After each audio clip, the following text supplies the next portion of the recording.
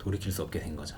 제 인생의 가장 최악의 암흑기였습니다. 남들이 인정해주지 않게 되는 시간이 돼버렸어요. 내가 이 정도밖에 안 되나 그 생각을 되게 많이 했거든요.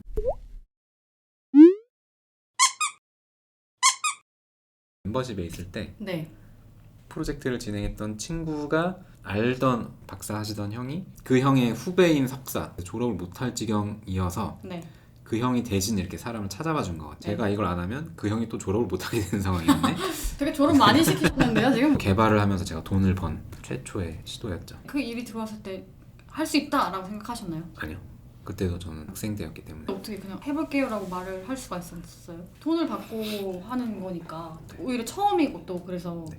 그때가 진짜 긴장이 많이 돼요. 돈을 받고 하는데 이거 못하면 어떡하지? 그런 걸 어떻게 컨트롤하셨어요? 그것도 결국 내가 이미 하기로 했고 돈을 받기로 했고 뭐를 네. 해줘야 된다. 네. 딱 이제 나왔으니까 그냥 뭐 될 때까지 한 거예요. 아, 고민 안 하셨어요?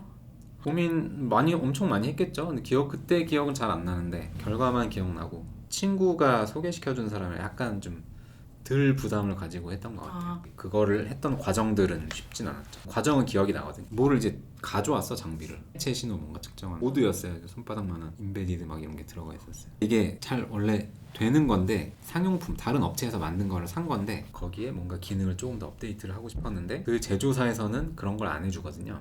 그걸 이제 저한테 맡긴 거예요. 원래 자기가 처음부터 직접 만드는 것보다 남이 만들어 놓은 거 가지고 새롭게 재창조하는 게 더 어려운 일이거든요. 분석했죠. 근데 이전에 했던 거를 다 분석한 건 아니고 일부 제가 이제 회로 부분을 좀 보고 펌웨어는 이건 안 되겠다. 펌웨어는 우선 분석이 안 돼요. 공개가 안 돼 있어서.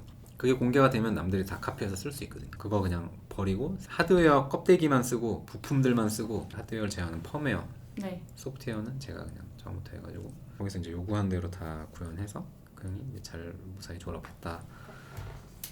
라는 아무것도 못하고 그것만 하는 거예요? 네, 거의 그랬어요. 2달, 3달 정도. 왜냐면 그때 제가 실력이 되게 좋지 않은 상태였고 그걸 할 수 있는지 없는지도 몰랐고 그때 이제 멤버십을 하면 특전이 있어요. 또 삼성에 입사를 바로는 아니고 임원 면접만 보고 들어갈 수 있거든요. 네네. 저는 임원 면접까지 봤는데 고민을 하다가 삼성 들어가면 이제 이런 개발을 못 하게 돼요. 하고 싶은 일을 이제 못 하는 거죠. 위에서 시키는 일만 해야 돼요. 근데 저는 이게 너무 재밌어서 막 공부도 더 해보고 싶고 이쪽에 또 뭐 새로운 개발 같은 것도 뭐 해보고 싶고 선택의 기로에서 섰는데 대학원을 갈까? 삼성 입사를 할까? 대학원 갔다가 삼성이 안 되고 요거는 하나를 선택하면 그냥 포기해야 됐었어요. 대학원을 선택을 했죠. 결과만 놓고 보면 모르겠어요. 좋은 선택일 수도 있고 아닐 수도 있어요. 아직은 그 결과가 그건 이제 제 인생의 결론일 것 같아요. 30년 더 지나야지 알 수 있을 것 같아요. 어쨌든 회사라는 것 자체가 일이 다 분업화돼 있고 네. 규모가 클수록 한 사람이 맡아서 하는 일은 점점 더 작아져요. 작은 프로젝트는 제가 모든 걸 기획부터 제가 다 해서 개발도 어떻게 할지 모든 과정을 다 경험할 수 있는데 공부도 더 해보고 싶고 해서 대학원을 선택하게 됐는데 과가 생체공학 협동 바이오 메디컬 엔지니어링이거든요. MRI 뭐 CT 이런 거 연구하는 생체공학 쪽입니다. 생체 신호를 어떻게 계측을 하고 측정을 해서 정보를 이제 의사가 그걸 보고 볼 수 있게 진단하겠죠. 뇌파를 가지고 이제 네. 분석을 하면서 이 사람 상태 같은 상태를 저는 거기보다 또 밑에 단계죠. 뇌파를 측정하는 방법. 네. 측정하는 방법. 그걸 선택하신 이유가 있어요? 그 졸업한 형 말고 박사형. 그 형이 좋으니까 자리 있으니까 석사 하고 싶으면 오라고 꼬드김에 넘어가가지고 제가 돌이킬 수 없는 선택을 그 하고 박사 형이 있는 그 학교로 가셨어요? 대학원 졸업을 못했어요. 그만 때려치고 나왔어. 보통 대학원 석사 수료는 수료를 하고 싶어서 수료하는 사람은 없어요. 보통 수료하기 싫지만 수료를 그냥 내가 하고 나오는 거지. 뭔가 사정이 그쵸? 있어서. 그래서 저도 이제 그런 사정 중에 하나였고 학위 없이 그냥 끝난 거거든요. 네네.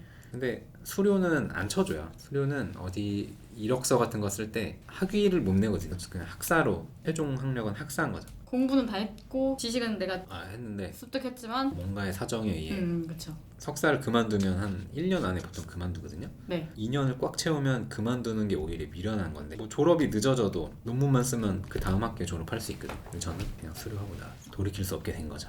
제 인생의 가장 최악의 암흑기였습니다. 대학원 2년 있었던 시간이 우선 남들이 인정해주지 않게 되는 시간이 돼버렸어요. 2년 동안 저는 논 게 된 거예요. 어떻게 보면 공부 열심히 하고 했지만 네네. 그걸 증명할 수 있는 그쵸. 서류가 없는 거죠. 자존심 엄청 상했죠. 근데 오히려 악은 좀 더 생겼달까? 공부했던 게 놓은 건 아니니까 공부를 네. 또 엄청 열심히 했거든요. 나온 지 얼마 안 된 기술이었거든요. 그거를 이제 공부를 하면서 대학원 끝나고? 나와서 보니까 이게 이제 대세가 되는 거예요. 이 기술이. 사업을 했더니 이제 그 필요한 사람이 많이 있더라고요. 백수가 됐는데 네. 뭐를 할까 고민을 엄청 하다가 그때는 막 되게 진짜 앞이 너무 깜깜해가지고 사실 제가 거기서 2년 있는 동안 공부를 했지만 그 뇌파를 측정한다는 그 주제 자체는 저랑 되게 안 맞았어요. 석사 학위는 특히나 그쪽 분야로 가야지 학위가 전문성이 생기는 거죠 어떻게 보면. 근데 그 전문성이 제가 재미없어하는 전문성이 과연 무슨 소용이 있느냐는 거예요. 차라리 내가 진짜 하고 싶은 공부를 다시 할까, 석사를 다시 자동차 무인제어 막 그때 한참 시작하려고 할 때였거든요. 오라는 데도 있긴 했는데 근데 제가 가고 싶었던 데는 이제 떨어졌어요. 그때 막 자격증 공부하고 뭐라도 하긴 했어야 됐거든요. 안 하면은 내가 뭔가 안 하면 너무 도태되는 잉여가 느낌이.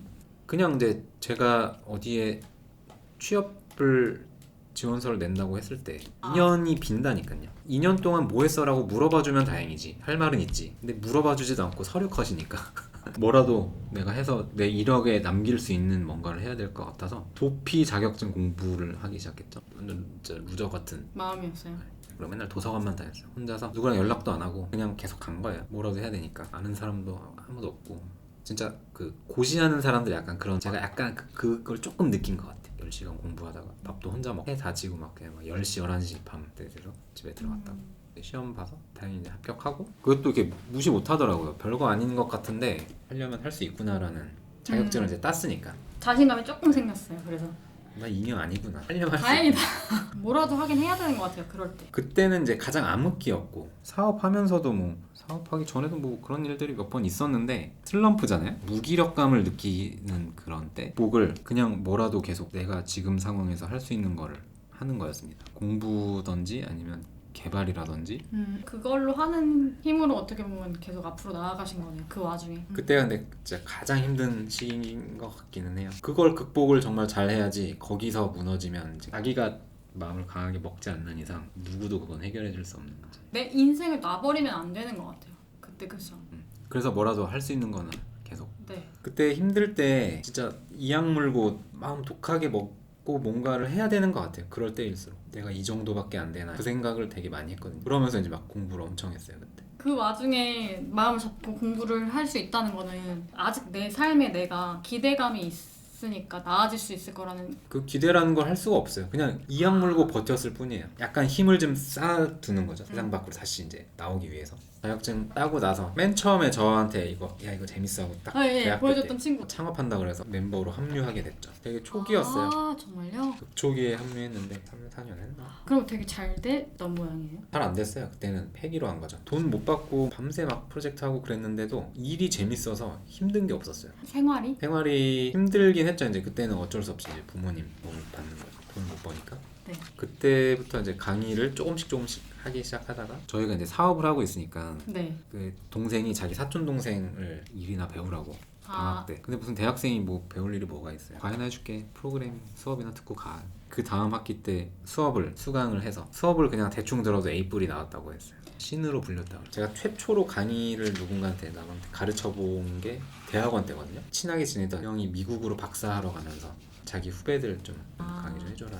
그 친구들이 저한테 수업 듣고 서울대 간 친구도 있고 나도 좋아하는데 수업 들은 사람도 잘 나가고 하니까 그러면 이걸 안 할 이유가 없잖아요. 돈도 벌고 심지어. 그러니까 내가 지금 좋아하고 사람들도 기쁘게 해주는 거고 돈도 벌 수 있고 생각하는 조건들이 맞춰진 거예요. 네, 이거 업으로 되는 거잖아요. 그렇게 업으로 해야지라는 생각을 그때 하게 됐고 제가 이 친구랑 하다가 또 나와서 백수가 됐어요. 근데 또 그 백수가 저는 너무 힘든 거예요. 갑자기 잉여가 돼버린 또 잉여된 것 같으셨어요?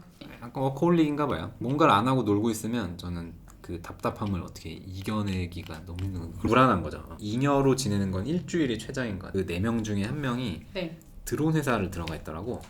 딱 일주일 동안 심장 쫄리게 있다가 네. 바로 입사했어요. 제가 드론을 거기서 처음 한 건 아니고요. 삼성 소프트웨어 멤버십 대학교 때 그때 처음으로 했던 프로젝트가 드론이었어요. 그때는 욕심만큼 결과물을 못 냈죠. 6년 동안 되게 기술이 엄청 발달해 있더라고요. 저도 또 그 6년간 이제 실력도 많이 실력도 늘었고 정말 그때 재밌게 했어요. 하는 게 재밌고 네. 재밌어서 하게 되고 그게 이렇게 계속 순환되는 거구나. 제 삶의 1순위는 무조건 돈이 아니에요. 경제적인 거는 엄청 크죠. 저는 돈을 진짜 잘 안 써가지고 도서관 갔다 그러고 뭐 그냥 집에만 있는 것 같고 연구만 하는 것 같은데 회사 가고. 그러니까 사실 부모님도 큰 돈 안 들었죠. 그 성향이 되게 좋아하는 걸 계속할 수 있는 조건이 됐던 것 같기도 해요. 돈을 잘 안 쓰는 게